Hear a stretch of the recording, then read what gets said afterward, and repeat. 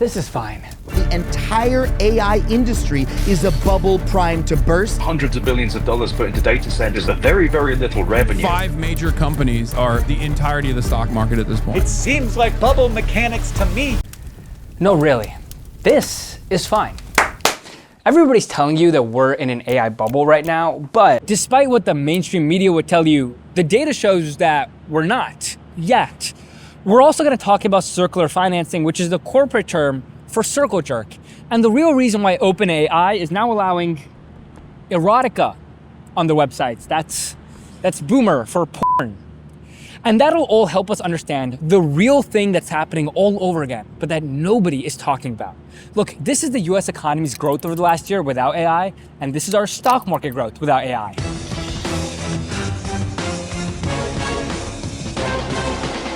Hey sharks, what if we bet the entire US economy on a technology that automates the lowest paying office workers first, while also powering chatbots that talk dirty to you in a way your wife only would with her high school boyfriend? What do you say? Are you in? This is revolutionary. Fuck it. Dude, take all my money.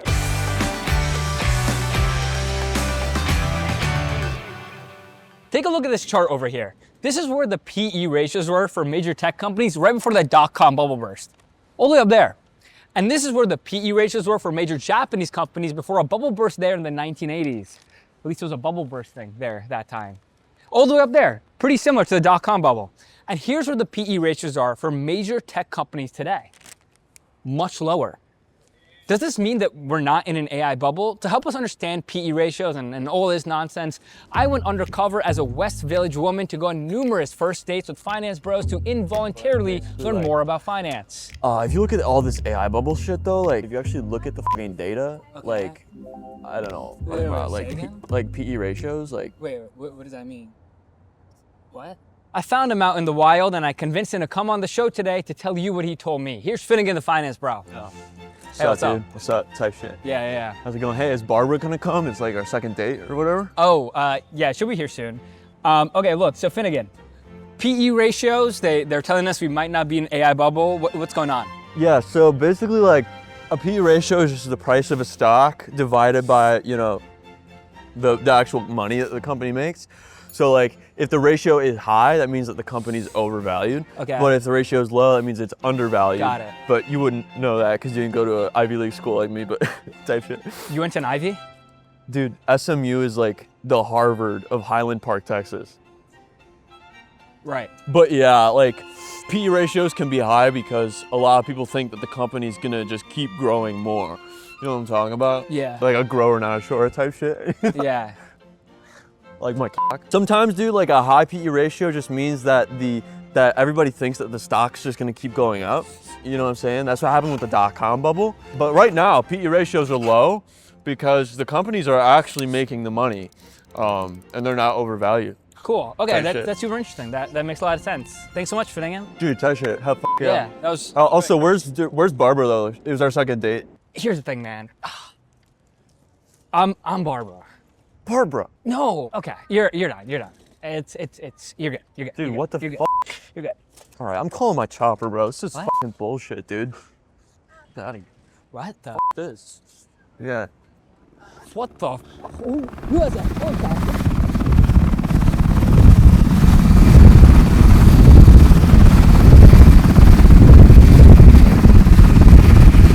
Now, there was one more thing that Finnegan kept talking about on our date that he wanted to do to me.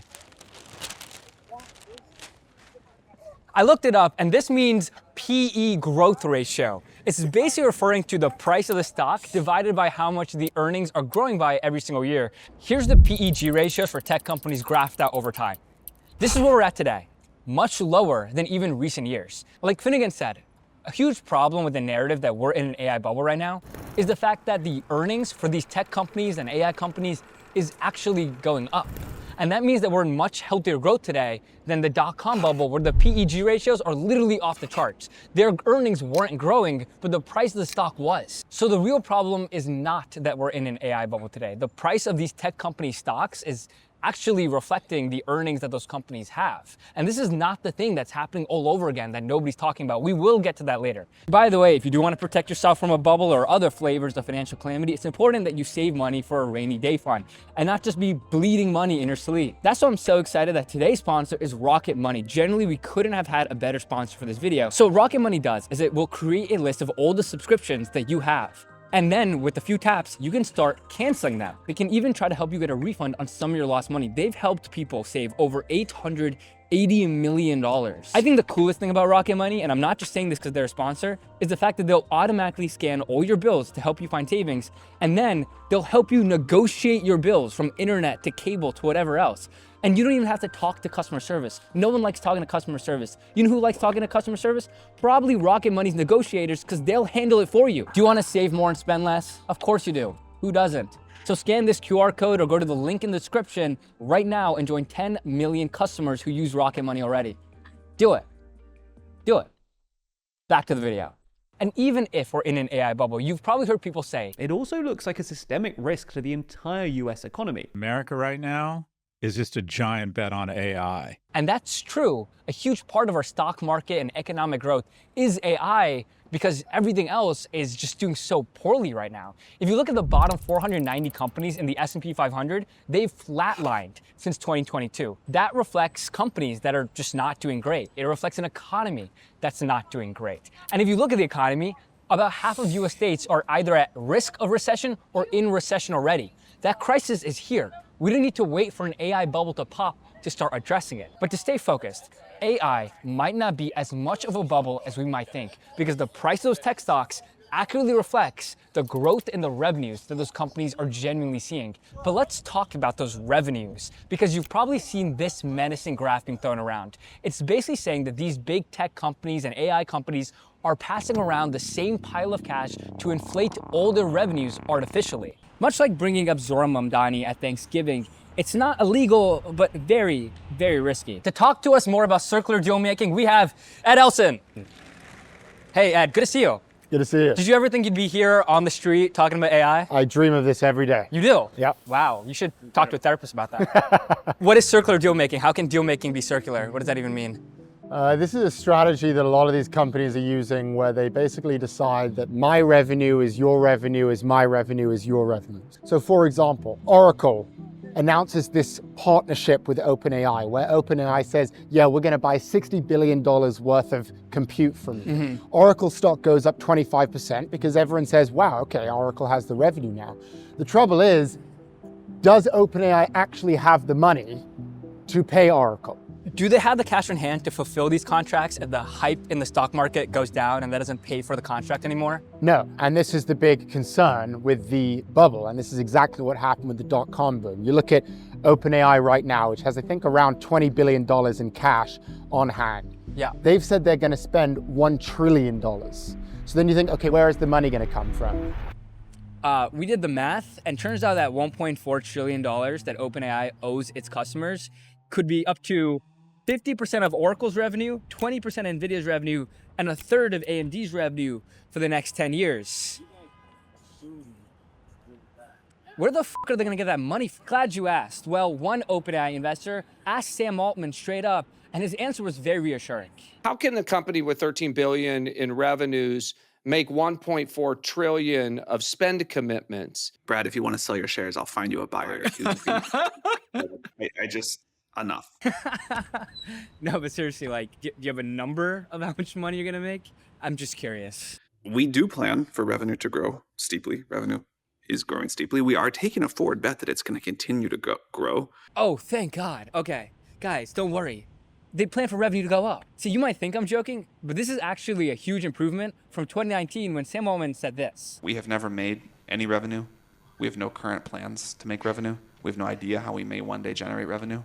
How did that work? The thing is, Sam Altman's being completely serious in that clip, because later in the interview, he said this. We have made a soft promise to investors that once we've built this sort of generally intelligent system, basically we will ask it to figure out a way to generate an investment return for you. Yeah, that's right. If you make it smart enough, it'll figure out how to make money for itself. Sounds like what my parents had hoped for me. See, Sam Altman thought he was going to build a super intelligence that could do things like this. We can cure diseases, we can increase material wealth, we can like help people be happier, more fulfilled, all of these sorts of things. Sam Altman's big business plan this whole time was that OpenAI would make an AI that is so good that it would help doctors come up with new, innovative ways to solve things like cancer, to help business leaders solve some of their most pressing problems. That's why when ChatGPT first took off, the first way OpenAI tried to make money was by selling subscriptions to businesses and their power users. And at first, the businesses were excited, but then the feedback started coming in on using it. A McKinsey study found that 8 in 10 companies using AI saw no impact on their bottom line. And then a separate MIT study found that 95% of organizations are getting zero return from their investment in Gen AI. And then a third separate Gartner survey found that 88% of HR leaders are reporting that their organizations have not realized significant business value from AI tools. Dude, HR leaders who still believe in Pizza Fridays got more value from that than from AI. Don't fly away. See, at some point this year, Sam Altman woke up and realized they didn't build the AI they were supposed to. They didn't build artificial intelligence. They built artificial imitation. We're not doing training by evolution. We're doing training by basically imitation of humans and the data that they've put on the internet. To help doctors cure diseases or help solve business leaders' big to small problems, you need something that can come up with new ideas, something that can imagine things that haven't ever existed before, the way human intelligence can. But today's AI can't do that. ChatGPT is glorified autocomplete. Could they still build actual artificial intelligence? Maybe, I have no idea. I'm not an expert on this. And the more research I do, the more it seems that no one seems to know. But what we do know is that a $1.4 trillion bill is coming up. A bill that was supposed to be paid for by selling subscriptions to businesses lining up to use their AI, but they're not. And this is the real reason you've seen OpenAI take such a dramatic U-turn this year. Last year, if they were asked if they'd start making money from advertising, OpenAI's CFO, Sarah Friar, said no active plans to pursue advertising. And then a few months later, they hired a bunch of Meta employees to help them book advertisers. Earlier this year, Sam Altman said this. There's a lot of things we could do that would like grow faster, that would get more time in ChatGPT, that we don't do because we know that like our long-term incentive is to stay as aligned with our users as possible. But there's a lot of short-term stuff we could do that would like really like juice growth or revenue or whatever and be very misaligned with that long-term goal. Are there specific examples that come to mind? Any like decisions that you've made? Well, we haven't put a sex bot avatar in ChatGPT yet. And then a few months later, they announced that ChatGPT actually will be your personal sex bot. Why not? 2 years ago, Sam Altman said this. I think it's tempting to compare AI and social media, but they're super different. Like you can generate all the disinformation you want with GPT-4, but if it's just for yourself and it's not being spread, it's not going to do much. And now OpenAI runs a TikTok competitor called Sora that is just flooded with AI content, mostly just deep fakes of people doing stupid shit. What is up, fam? It's your boy Jesus of Nazareth. I'm literally covered in peanut butter right now. 6, 7. Okay. 1, 2, 3, and up. It's not funny. Shoot. It's so funny. It's so funny. You know what's an easier problem to solve than curing cancer? Attention. Making people look at outrageous shit. Some of those profitable companies on earth only sell access to your attention because no matter how locked in someone is, they're still gonna rear their head to look at something outrageous or sexy walking by. That's why you're watching this video, I presume. When OpenAI says that they're allowing porn on their website, what they're really saying is that they've removed all social limitations on the length that they will go to capture your attention, just as big tech did 2 decades ago. OpenAI will tell you that they are working hard to stop people from using their products to create political propaganda or graphic content or deepfakes of celebrities. But slip-ups are happening all the time and will continue to happen. And it's clear with the rollout of Erotica and Sora, the direction that OpenAI is trying to go down. So will it work? Will they make $1.4 trillion in spending promises? Honestly, yeah, I think so. I mean, they're at 800 million users already. They're quickly catching up to Meta, which, by the way, made $1 trillion in mostly ad revenue in the last decade and a half. That revenue, plus maybe some loans, plus raising some extra money from VCs would probably cover it. And if it doesn't, they can also IPO. Some people think they'll IPO at $1 trillion. They could raise hundreds of billions of dollars from that. What might be equally as scary about AI being a bubble is that it might not be. That Google and Meta are already using AI to juice their bottom lines, and it's working. That OpenAI will meet its $1.4 trillion in spending promises, but it's going to be paid for by you and me, by getting all of us more addicted and angry and hornier for some reason. It's happening again, and no one's talking about it.